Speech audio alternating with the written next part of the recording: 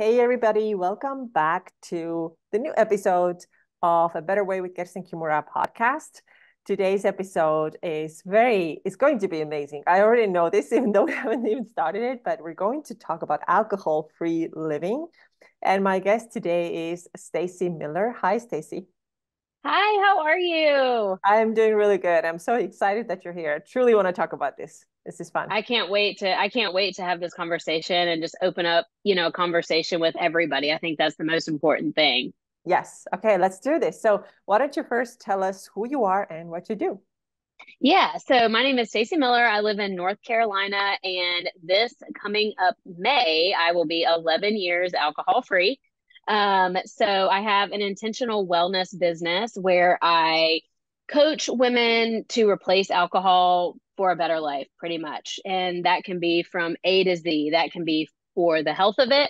That could be your reason. You could have a pool that you think you may have a problem, and you just need to cut that out, or it can just be that you want to see what alcohol free living can bring you. When I first really got on my alcohol free journey, it was to live a clearer life and to kind of figure some things out personally. And, so I do that all in my coaching. I use fitness and wellness and nutrition and mindset and all the things kind of wrapped into one, but it's very personalized. And then I also, help you with simple wellness routines that can really just move the needle forward. So I have, like I said, a 5 and a 6-year-old. So my, life is busy and we have lots of fun, outdoor adventure, all the things. And what I want to do every day is just, really turn my past mess into a message. And that is what I'm here to do every day. So if you follow me on social media, that's what you'll see. Okay. So tell us a little bit more about that past mess that you just mentioned. Yeah, I was married young, at about 26 years old, and our marriage was, definitely a party. It was a drink for celebration, drink for getting into an argument, drink for every night, drink for we're mad at each other, whatever, everything. It was just, we were in that cycle. I never got out of that college kind of cycle of drinking. We were very, friend oriented. We had a big group of friends we did stuff with. And, it quickly turned into more than just fun. It actually became not fun anymore. And I mean, and let me preface this by saying all of our bills were paid. We never, were missing work. I was never missing work. Like, we had a house, we had all the things. From the outside, it looked like we were just super fun people. But, my goals were non existent, ambitions non existent. And I mean, to be quite frank, I just made terrible choices when I was drinking, and so did my ex. So we were married for 4 years, and then we came to the decision that Chad, my first husband, was going to go to rehab to try to work out some of his problems. Because, at that point, I was still in the blame game of, well, this is his problem. He's got the problem, And so we did, he went. And of course, when he went to rehab in Florida, we live in North Carolina, I continued drinking because it wasn't my problem. I didn't have the problem. I was going to work, I was paying the bills, I was doing all the things. I didn't have a DUI. Um, Quickly looked in the mirror and was like, oh, like I'm still drinking and I'm just going in this cycle while Chad is at rehab. So I looked at myself in the mirror and said, I need to take a step back and think about this. And so I stopped. I decided I was going to quit drinking while he was at rehab. I didn't tell anybody. Well, the first couple nights I was like, and some nights I would drink one drink, some nights I would drink a bottle of wine. So it wasn't like I was falling down drunk at the bar every night. I do think that's also important to say. And some nights I wouldn't drink anything either, like, so it was a very kind of just, I think, normal in our society, type of drinking situation. Like, you'd have too much, whatever. So anyway, he came back from rehab, and, we were trying to figure out, really, I was like, are we going to stay married? That was the real question that I was kind of going with, because I was just not happy. And when he came back. He stayed sober for a couple weeks, but when you're not drinking and you are sober, you can quickly recognize when someone else is falling back into the ways. So I came home, late at night from work. I ran one of our roller skating rinks. My family owns roller skating rinks. And so at that point in time, that's what I was doing. And we I was like, you're messed up. So anyway, long story short, we ended up separating. I continued on my path to finding who the heck I was at 30 years old. I knew that I was seeing, this is when social media was just really kind of kicking up. So, of course, the compare came in. I'm seeing people doing things with families. I didn't have any of that. Now I'm starting over. And unfortunately, Chad continued drinking and, just he ended up passing away in 2017. So a few years after we separated, he and got divorced, he ended up passing away from, an overdose. So it just, I loved him for so many things, and it's just so sad. And so I was already remarried at this point in time and had Philip, my first child. And I was like, okay, wow. Like, and I don't want to say I dodged a bullet to sound like, a jerk or anything, but I was like, wow, I walked through that sliding door at the right time, because that could have been me. Things can happen so quickly. We hear tragedies all the time. So, with all that being said, I have turned kind of that situation where like it can happen so quickly. I mean, one glass can turn to one bottle, so fast. And then you start making those terrible decisions and your mind just kind of goes astray. So once I decided that I needed to be loud about this, I just kind of have been ever since. So in 2020, when the world was upside down and nobody knew what was happening, they knew alcohol. People knew alcohol. That's what they talked about on social media. And I was like, okay, I can't, I've got to keep talking about this. So that's when I started creating. I had a 30-day like sober 30 program. And then I just started talking on social media about my story and how I used to drink every night, or, social drinking, and how I went from no dreams, no ambition, no wellness goals, not caring what I was putting in my mouth, to thinking about that stuff, to becoming a wellness coach, a health and wellness coach, to looking at labels, to having a family. My first husband and I could never have children, or we tried for multiple years, which ended up being a blessing, but just because of the tragedy that happened, but just really that, um, my life started when I put down the bottle. And, that's kind of the long edited, story version of it, because there's Yeah, a lots of unedited parts as well. sure. Thank you. Thank you for sharing. This is a big thing to share and be Yeah. so vulnerable. Was your ex-husband's passing like the catalyst for you that kind of helped you to make that decision to stop drinking? No, I had already stopped drinking. So at that point, yeah, sorry if my story kind of bounced around. I stopped drinking in 2013, and he passed away in 2017. So we had been divorced for a few years, but we still lived in the same town. And, so we still kind of, I was, my sister-in-law and stuff like that. I still kept up with what was happening around. So Sure. it was just another kind of stair step when I decided what was going to happen. Like, because honestly, at that point, people weren't really talking about alcohol use. Like, and even when he passed away, it was almost like, oh, okay. It wasn't like this has been an ongoing problem. It was kind of like, oh, yeah, I had too much one night or something. So really hard. Yeah, definitely. So when you made that decision, was Mhm. it cold turkey? Was it gradual that you did it? Yeah, so I actually did not know the week before, actually 2 days before, the day before, I did not know that the next day would be the last day that I ever drank again.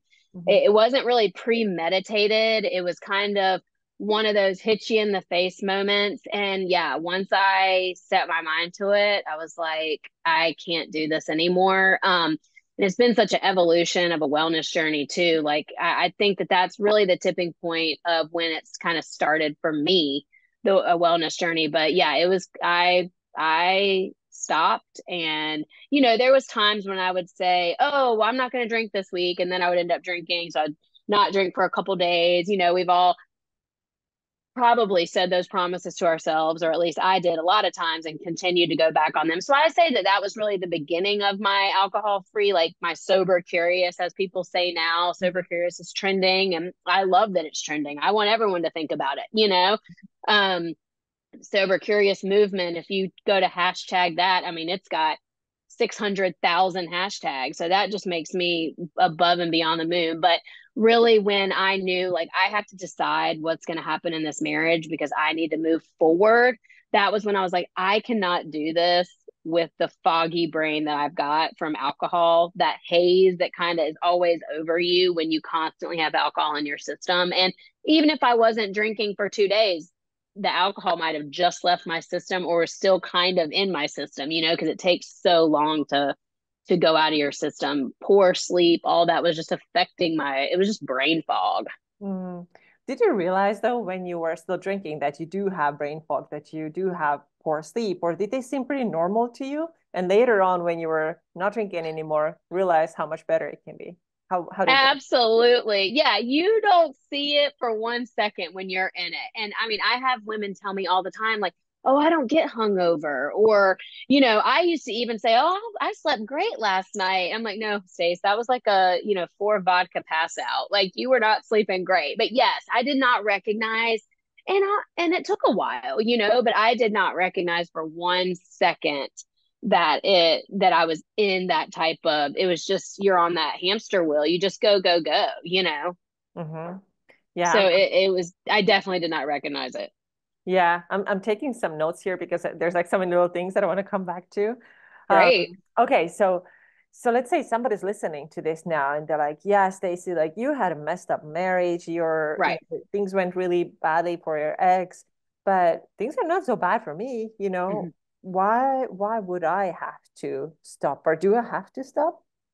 Yeah, So, absolutely. And this is kind of where I transitioned my m- talking about alcohol to people in 2020, because at that point I had been alcohol free for 7 years. And so they're like, well, what does this have to do with anything? So this is where I go to, like, my marriage is fine, we hang out, blah blah blah. mhm, So I just go, I'm like, listen, if you can think about it as sober for the health of it, and if you can think about it as, I heard something yesterday that was so powerful. It talks about when you drink today, you're actually taking hours away from tomorrow. mhm, So, like, whether you wake up and are sluggish, or, do you have goals? This is what I say to all the women that come to me, like, do you have goals you haven't achieved? mhm, And they're like, yeah, most women do. And I'm like, okay, how much are you drinking? And they're like, oh, well, I just drink on the weekends or 3 nights out of the week. I'm like, what if you didn't drink at all? And mhm, like, what if you tried it? And what if you got that better sleep? What if you took that walk instead of drinking? What if you replaced that with something else, and then you started having more energy, and you started eating more protein, and you started wanting to take a walk? You start replacing those habits. I'm like, it's such a brain thing. And I have helped women. I mean, I've got women that did my Sober 30 program back in 2020 that were just like a social drinker, and then, let it get a little too much in during COVID. But I probably wouldn't have even said, oh, they're fully functioning, probably don't have a problem, but wanted a better life, wanted to be able to drive their kids if something happens in the middle of the night, wanted that. I'm like, you don't have to have any reason except you don't want to drink anymore to pull it out of your life. I think that we get so caught up in, well, do you have a problem? And now I love the inclusivity that is like really coming around about that, because it is making it's making a big boom. And I love that. It's still hard to reframe your brain though. Yeah, it's like you need some kind of excuse, like it can't be just because I don't want to drink anymore. Hmm. Yeah, Hmm. it is interesting. So when you got to the other side of it, you didn't drink anymore. What changed for you in your life? Oh my gosh. Whew, You're like, how many everything. hours do we have? Literally, like how many days you got? So I call my alcohol-free journey my sliding door moment. When I decided, I mean, was every day peaches and cream? Was I, you know, taking walks in the woods and frolicking around every day? Like, no, it's just like anything. But what changed is that I got clear on my worth. Confidence is one of the number one things that I hear from women when it's like empowering to say, like, no, I don't need alcohol to go to this party or to have fun or to go out to dinner. Confidence, knowledge, my ability to grow personally. And then, I met my husband and, we got married and I was able to have children and that was amazing. And become, a wellness coach and focus on nutrition and fitness. Like it was like every year something else happened. Every year that I stayed sober, every year that I put alcohol free living at the top of my pyramid, better things happened for me. It just continued to trickle down. And the confidence and the ability to just be open about it and be proud about it, and share that. But yeah, I mean, just full on confidence, I do think in multiple aspects of my life is one of the number one things. Better sleep, better skin, all those things are awesome. But when you can feel good and know that you're giving your best, like that's just so much to me, especially, as we age, we don't want to feel worse about ourselves. Mm-hmm. Yeah, this is actually a really good way to go into this topic of like aging and midlife. Hmm. So it's my impression that women in midlife, they just cannot tolerate alcohol as well, even though No. they may feel like, oh, I'm fine. Like you said, I don't have brain fog. I sleep fine. But Hmm. I find that it makes several things harder. It definitely makes, my specialty is weight loss, fat loss. That's one of the things, Yeah. working out, strength training. So obviously it makes fat loss harder, right? And of course, it makes your strength workouts less effective or whatever workouts, cardio, whatever you do. Hmm. Just your recovery is not on point. Mm-mm. So is it true that as we age, it gets harder to recover from the effects of alcohol? And can you tell us a little bit about the biology and the hormonal effects of it? Absolutely. Absolutely. So, as we age, we need even more that deep quality sleep, like you said, to repair your body, to repair your muscles, even if you're not strength training 3 to 5 days a week or whatever, just to live. So, you need hormone release. And when you are sleeping, alcohol is a hormone disruptor. You are not getting quality sleep. Your cortisol is all over the place. Your blood sugar is all over the place because your body, it is trying to deal with a toxin. Yeah. That is what alcohol is. It is trying to deal with a toxin that has been put inside of your system. And I like, to just say like it's going to try to get that out. So it's working overtime. Your blood sugar. If you've ever woke up in the middle of the night and think you have a hot flash, but did you drink the night before? Like your body is trying to get that alcohol out. Your blood sugars everywhere. Your hormones that you need to be released while you're sleeping are being blocked. It is, I mean, we're talking about mouth hygiene, skin repair. As we get older, we need, we wake up. Everybody wakes up dehydrated, but if you are then drinking on top of that, it's twice, 3 times, 4 times as long, and it can take anywhere from 24 to 72 hours to really fully get out of your system. And I mean, your brain is, so important. And when we are putting a toxin in our body, our gut health is so extremely affected by alcohol.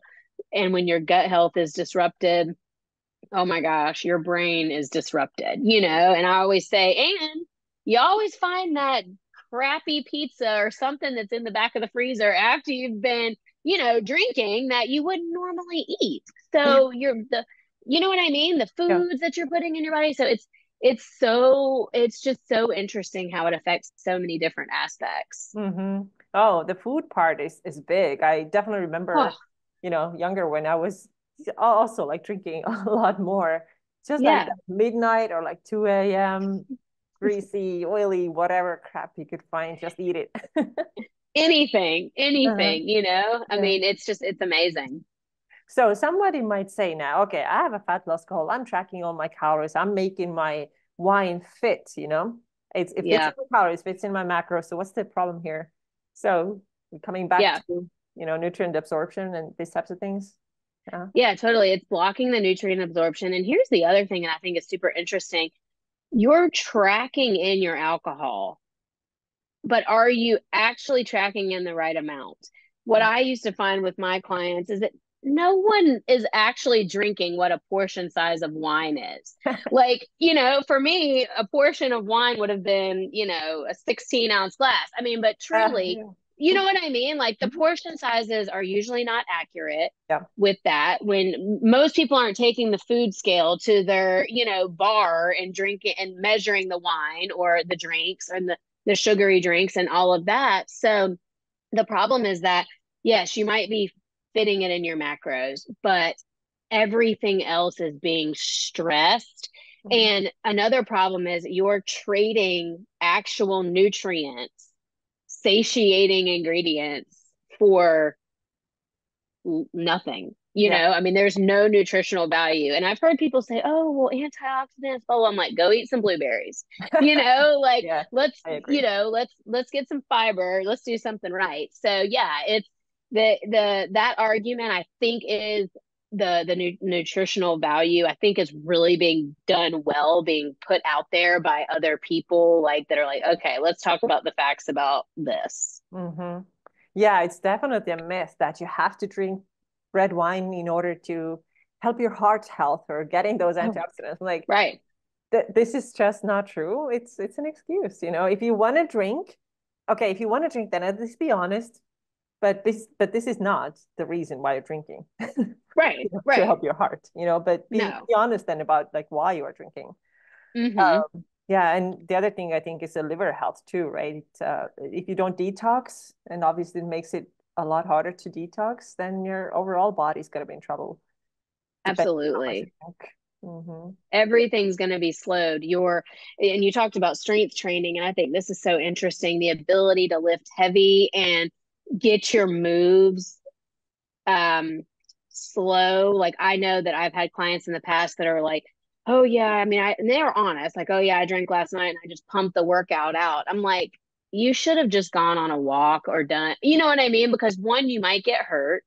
Two, you're just pumping reps out and your body is not in any condition. I personally don't believe to be doing that after, so anyway, yeah, it's just interesting.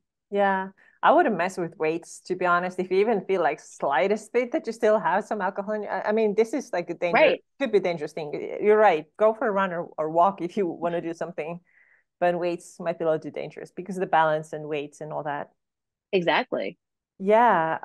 So we mentioned 2020 a couple of times here Yeah. in this episode. Mhm. So it was a crazy year. We all know we don't have to go back to talking about details of that, but let's talk about it in the context of alcohol. What did you notice in Right. 2020?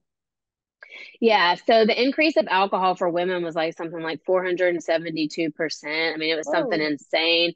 The alcohol industry alone, like, quadrupled in its income. I mean, just within like a short period of time, people were getting alcohol delivered to their home. That was now the thing to do, and it was made a joke. And my goal of that was to flip it and like, you've got this time, so let's focus on wellness. And but it's the unknown. People don't know what to do, and so you know everybody just went right to alcohol. So the money spent, the time spent, and then the motivation went down, the anxiety went up, yeah. the nutrients went down, the big box companies with the terrible food that went up. It's just interesting how all of that happens. Divorces went up. Just everything with families. My sister actually relapsed divorced in 2020 after 8 years of sobriety and ended up, having a battle with her own addiction in that period of time. And, I was seeing just things and people fall apart and go towards these substances. And it was really made me sick because it was just a joke. It was a joke. Mommy needs wine. Mommy needs this. That's when that whole culture, it was already sprinkled out there, but, even more now, like showing up with, at the park with the big cup with the alcohol and stuff like that in it, like with the tea bag hanging out of the side. They'll never know. They'll never know, and it was really alcohol in it. People were making jokes on social media. So, yeah. And I mean, this is when companies like Mama Rita's came about and Mom Water, all these alcoholic companies just realized like we can make some money off of this. And it just overtook everybody. Mm. Those are so interesting names, Margaritas and Mom Water. So are they Mm-hmm. so like margarita and I assume the other one is wine? Yeah, so I think, well, and the Mom Water has a Mom Tribe like 4 pack. So I guess you and your girlfriends are supposed to like split it. Mhm. And the Mamarita, I would assume, is you know, some type of alcoholic margarita. Mhm. On the flip side, I will say, I have been very happy though to see within the past year and a half, two Mhm. years, kind of as people were exhausted from that 2020 drinking, Mhm. whereas as the Sober Curious kind of came about, Mhm. lots of alcohol free options in those fun kind of cans and stuff like that for people that feel like they need to be holding that. Yeah, yeah. That's very interesting. So I'm from Estonia, right? So it's in Northern Europe, and I was there last summer, and I was at the store, and I noticed so many alcohol-free options for things that used to be only alcohol before. Yes. I've never noticed it before. Um, but I also what you said, the sober curiosity has kind of been on the rise. Again, the same thing that I noticed a year ago when I was there in Europe, and I noticed that all of the my family members who are my generation, like my cousins and my sister, uh, like almost didn't drink or significantly drank much less. Now the older generation, like my mom and her Right. sister, they're still drinking. So I don't know Yeah. what is going on. Have you noticed the same thing? And then I finished. Then I also visited Finland, where I also lived a couple of years, and I saw the same trend there too. It's very interesting. Yes. What do you think about it? Absolutely. Well, I think that we are on social media, our age a lot. And like I said, the trend of social media and just people speaking out about, there's so many famous people now and people that are speaking out about sober living and alcohol-free living. And I do think the exhaustion wore thick. I even read a statistic recently that actually it's the 30 to 35 group too that is almost like we're not drinking, Mhm. it's almost like the opposite trend of when I was 30, so that finding other ways to connect, I think that deep thinking is coming back around for some of the younger generation. And so they want to be able to be very in tune with their partner, with their friends and stuff like that, which I mean, from having a marriage both ways, an alcohol free marriage and a marriage surrounded by alcohol, I can tell you that the conversation and all that stuff is much better alcohol free. So I do think that the older generation, it's the same thing as like they think that, I had a friend who told me her mom said, oh well, I got to get my dairy in, my calcium, like through the cow's milk. I mean, it's just like that old kind of mentality of just not really understanding ingredients and understanding things and being stuck in their ways, but the younger people being more open to health and wellness and change, honestly, Mm. which is good. Yeah, I've even heard that younger people actually are now staying away from social media. So that's like a newer trend. Yes. Like I think these are people who are now in their like early 20s or maybe even younger. And the other interesting thing that I just learned yesterday is that I think it's our generation, like, late 30s or 40s, that these people and younger, they get way less tattoos these days. So you think like all the things that are like super trendy or like cool, this is what people did, like drinking, and Right. tattoos, and body, other alterations and things. Hmm. I feel like we're just looking more, I don't know, being, I don't know how would you like, not changing yourself, but just trying, like being the way you are. Maybe Yeah. this is coming back, you know? Yeah, it's funny. I just got my first tattoo last year Oh, after at my 10-year sobriety date. So uh-huh. I went and got a tattoo that has my sobriety date on it, but that kind of chuckled inside. I was like, "Whoa." But Not yeah, everybody. no. Yeah, well, but that is like more of an intentional living type of Yeah. situation. Like Yeah. people want to, I love that. I think it's great. Yeah. That's a great way to say it. More intentional living. Hmm. Yeah. So did you notice also when you stop drinking, and also maybe include your clients here, when they stop drinking, do they like see their physical bodies change as well?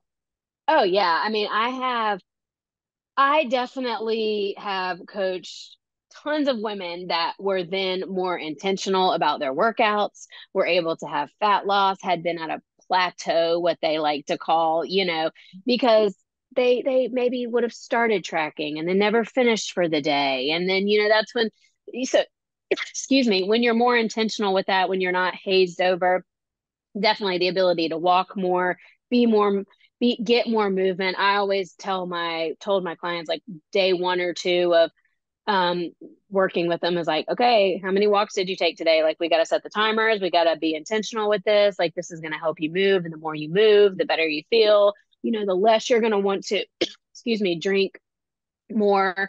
And it's true, so. And for me personally, I know that when I didn't really go on like a fitness journey per se until 2017. In 2017, I had one child. 2018, I had a second child. 2019, I was sitting in my closet like at nap time, like I'm gonna go drink. I'm gonna drink. Mm, My husband was at work. I'm like, I could literally drink and go to sleep, and no one would ever know mm, because had gained so much weight. I had two babies in 2 years, 36 years old, maybe 37 at that time. And I was 80 pounds heavier than I had been when I got pregnant. So, I mean, I was, you know, definitely miserable, could not walk up the stairs. I mean, was just had barely enough energy. I had two under two. So anyway, with reverting back to that question, when I started fueling my body, eating enough food, doing strength training, because I firmly believe this, because I did not have the hindrance of alcohol in my life, the fat just started just falling off. You know what I mean? I was doing what I was supposed to be doing. I was eating enough food. I was eating enough protein. I was strength training. I was walking. I was doing the things that I knew were going to change my body, and it did. And not that what I eat is what you need to eat, or any of my clients or any of your clients. Like, we're going to eat the same things and still look different. But do you have alcohol in your system that's holding back those nutrients? Do you have alcohol in your system that, is causing poor sleep? Are you getting that repair? Are you getting that burn? Because what we have to remember is, yeah, you burn calories when you're working out, but a lot of it comes at other times, if with sleep and stuff like that. So, I strongly believe that. I know a lot of my clients have reached wellness goals because of that. I know that they actually started forming goals because of that, which was amazing to me. Like, I mean, I started running Spartan races. I did those for a couple years. I had other customers and clients that wanted to then have goals of, oh, I'm going to run a half marathon. I'm going to train for this. I can, so that is like really cool, or even just having the ability to play with your kids and have that energy because they're feeling stronger. Like, definitely 100%. absolutely. Yeah, actually, I noticed one thing that is a little bit different in myself, like when it comes to like appearance and stuff. So when would I say? I don't know, maybe like 4 years ago, I was still drinking. No, actually more like 5 years ago, maybe. I was drinking, let's say, three, four, five drinks a week, usually Hmm. wine. And in 2020, I started my weight loss and fat loss, and I lost like a good amount, and everything got a lot better. But I was drinking at the time, and then I just found some photos on my phone some time ago from that time when I was losing weight. And it's interesting because I was about the same weight that I am now, but my face was really round. Oh It's so yeah, the weird. inflammation. Yeah, and I was really thinking, like, what is this? And I could not figure this out. Like, what's going on? Because I think my weight may have been even a little bit lower than what it is now. I mean, I'm Yeah. approximately the same, but it's all in the face. And this is what I ended up with, this conclusion that had to be that. What else could it be? Because nothing else. I mean, I was lifting similarly. I was Hmm. tracking my macros. Sleep was similar. I can't think of anything else really. Yeah, that and the redness and the complexion and stuff is something Yeah. that's also very noticeable a lot of times. Like I love like I hate to say before and after picture, but I love like a progress photo, and I'll tell a lot of my women like take a photo of yourself, and I mean some of the women have done just their skin complexion on their face alone. Mhm. It's like you're aging in reverse when you stop drinking, because that it's so true. Yeah. So how do you coach your women? What are the first steps? I mean, obviously they have to have interest in it, but Hmm. you got to help them a lot. So how do you help them? Yeah, so I do an intake form, obviously, and I kind of find out where they are in their journey, how serious they are, kind of what their expectation for alcohol is in their journey. Kind of get a lay of the land. We have a definite like one-on-one conversation via Zoom to get to know people. I find out, if they're kind of what their daily routines are, what they, all this. And then I come up with a active plan for that person depending on how, invested I feel like I should be, need to be. I incorporate movement, mindset, and nutrition and supplements into that as well to try to help them kind of balance some things out. Knowing that sleep, if you've been drinking on a regular basis, a lot of women say, I need to drink to get to sleep or just to relax to get to sleep. So I definitely give lots of replacements for that. Let's help them form a nighttime routine, help replacements, things like that. And, I still have it. It's a 30-day program that was more just like kind of an email based, sent to your email every day, daily check in, and um, in a group setting. So I do more one-on-one stuff now, which I like, if I'm going to coach somebody, it's going to be more of an intentional type of me and you walking through this journey together.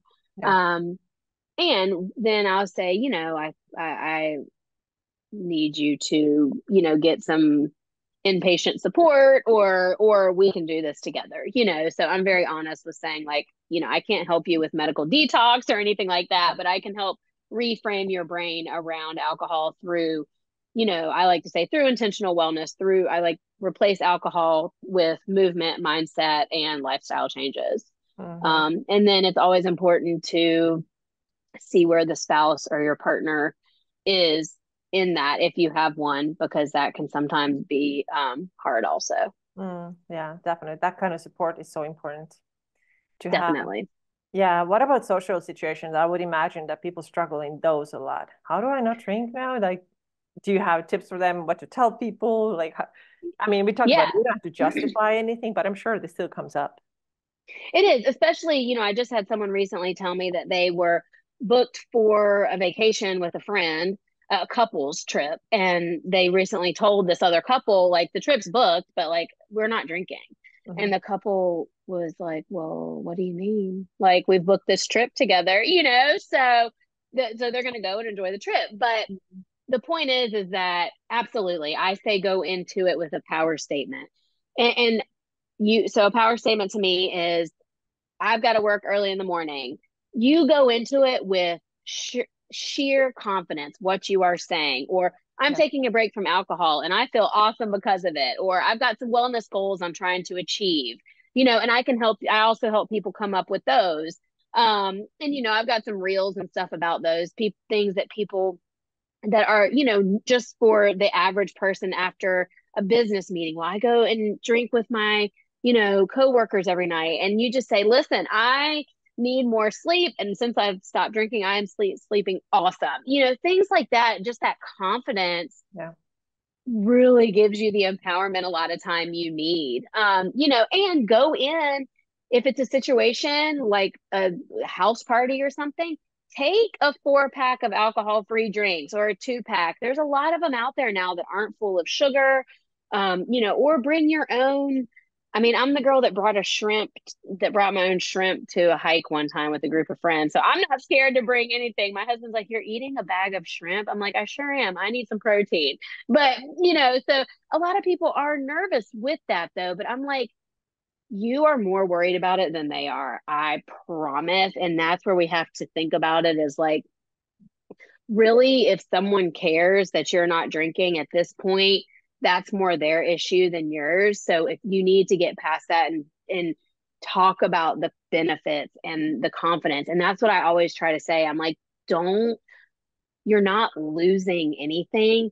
Think about what you're gaining tomorrow. Think about what you're gaining tonight, being able to drive home, drive someone else home, drive your kids if something happens. These are the things that I don't talk about losing things. It's more about gaining, and there's so much to gain, so Mhm. much. I agree. So, Yeah. what would you say to somebody? Let's say you have a family member or somebody real close who you notice that, okay, they are drinking a little too much. Of Mhm. course, that person doesn't realize that they have a problem. They deny or they truthfully think that there's nothing wrong, but you see it. So, would you go say something? Would you not? If you would say something, what would you say? Yeah, so it's definitely I don't know if you know anything about the Enneagram, but I am an Enneagram 8 and I Oh, will I tell love eights. Eights are yeah, my favorite. I want to be eight, yeah, but I'm not. yeah, I'm an 8. So, I will tell you how I feel but in a way that, I want you to know that I'm like, listen, I see this in you. It's hard to see stuff. And I want you to know that there is another way. I mean, I have said this to friends before. I have told, family members before when my sister was struggling, like, you need to figure some things out, and a lot of times too, I will not enable, so I will not be around you. If, like, I just, if it becomes a triggering situation where I've tried to kind of help, I know that if you are not ready, anything I say will not change it because you have to be ready. But what I will say is, listen, this is what I'm seeing. And it's so hard to see because I know because I was you. Like, I've been in your situation. And when you're ready to talk about this, like, I'm here, and we can find the path for you that you need. But like, no one ever said that to me. Mm-hmm. Mm-hmm. No one ever said that to me. I tell the story about me emailing one of my girlfriends and telling her that I was 30 days sober and I was so proud of myself. And she emailed me back and said, "Thank goodness, because you were so annoying when you drank." And a whole time I thought I was the fun friend, and Right? I'm just like, no one said that. No one said that to me ever in my like sober state. No one ever said, like, what is going on with you? Like, you are just constantly drinking, and it's more of a concern thing. And like, so I always just try to come from that way. Um, I do have, probably I am known as the sober girl as the preschool mom that doesn't drink and on social media that doesn't drink. So I do think I'm triggering for some people and that's okay. Yeah. I'm definitely a trigger and I definitely know I don't get invited to things because I don't drink and that's okay. Like I think that's where people when you can say, you know what, I'm not for everyone and that's okay, Mm-hmm. is when you can really start feeling that confidence. And I've said that and I've said I can't be around you anymore, if it becomes a problem. Now I go, it's not that I'm around alcohol from time to time, but it's not, if it becomes a problem, I Mhm. won't be around it. Mhm. I think it's so cool that you totally own it. That's the empowerment. That's the confidence. Like you're not like, yeah, I do this a little bit kind of sort of. You're like, yeah, I'm alcohol free, and that's how it is. Yeah. It's I think that's when people lose their credibility too. And like, oh, I'm trying not to drink. Or with people say, like, I'm going to try to get a workout in today, or I'm going to try to, if you might as well just say you're not doing it, Mhm. because if you're, if it's something that you want to do, you're going to do it. So if you say, like, I'm trying not to drink, like, that doesn't sound very credible. Yeah, I agree. It has to be like a confident and you have to have conviction, right? That's how I'm gonna Hmm. do. Yeah, definitely. So, what would you say? What would be the first step? Now, somebody's listening to it and they say, I think, she's not fully convinced, but it's like, I Right. think I could probably reduce my alcohol consumption. What would you say is the first step that they should take?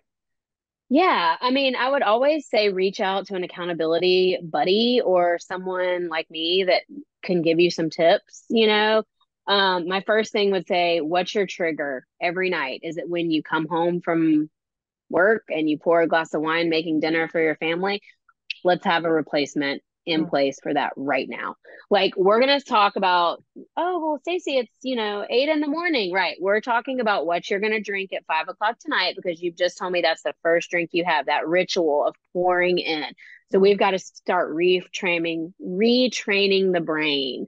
mhm. We've got to start allowing change in our life. We've got to have a plan. We've got to have those alcohol free drinks on hand. We got to know what you're going to drink because it's just like some people get up and don't even think about it. They just hit the coffee before Mhm. they've even drank water or anything. That is the same thing. We talk Autopilot. about, yes, it's autopilot. It's like I mean, it took me probably a year to not hit the coffee button first, like, okay, wait, I'm not drinking coffee before I hydrate and before I this. So just like alcohol, like you've got to retrain, you've got to figure that out, and you've got to, I also say, the having that partner that you can stay accountable to or that coach, that is just so important. It's just like if alcohol is not part of your wellness journey, it needs to be. I always say that, and you get it. People don't hesitate to get coaches for nutrition, for fitness, for all that. Mhm. So that is part of the wellness journey too. Yeah, definitely. I think it's such a common scenario what you described, and that was myself 2 years ago. Come back from work and pour yourself a glass of wine, and then another one while you're eating. Yeah. And then Hmm. with eating too, then like I was just getting hungrier and hungrier, it seemed like. So I would eat more, and this is how I gained a lot of weight too. Hmm. So it Yeah. definitely didn't, it wasn't only the wine calories, it's also like, it's like all the walls are suddenly down, and you just, without asking yourself, are you full already? Right. Probably are. It doesn't even cross your mind. You just go and eat more. That's definitely, Boredom hunger. It's like, okay. yeah, yeah, yeah, yeah, And those spikes in your blood sugar from that yeah. toxin. Absolutely. Yeah, it's been great conversation today. So is there anything else you would like to add that I maybe didn't ask you about? I just want anybody to know that there doesn't have to be a reason except that you don't want alcohol in your system anymore for you to think about being alcohol free. Like there's just so much to come. And if you would have told me, I say this 11 years ago, that I'd be sitting telling people I was 11 years alcohol free, I would have laughed in your face. I've said that every year. I remember when I hit 1 year and I thought I could go climb Mount Everest. I was so high on life because I just never thought that I could do anything that hard. And I'm just telling you now, with all the resources and everything out there, you can do hard things and you are not alone. And there is a life to live if you just walk through that door, that sliding door, you can make that choice. And it doesn't have to be for any reason except that you want to try it out. hmm Sounds great. So if anybody Yeah. wants to work with you, are you working with clients right now? Yeah, sure. Definitely. And what's the best place to reach you? So they can find me on Instagram. I love to connect with people on there, and it's stacy.t.miller. Or if my email's in the show notes, they can email me as well. Yeah, I can definitely put it in there. All right. Great. Thank you so much, Stacy. It was great talking to you and hope to talk to you soon again. Thank you so much for having me. Take care. You too.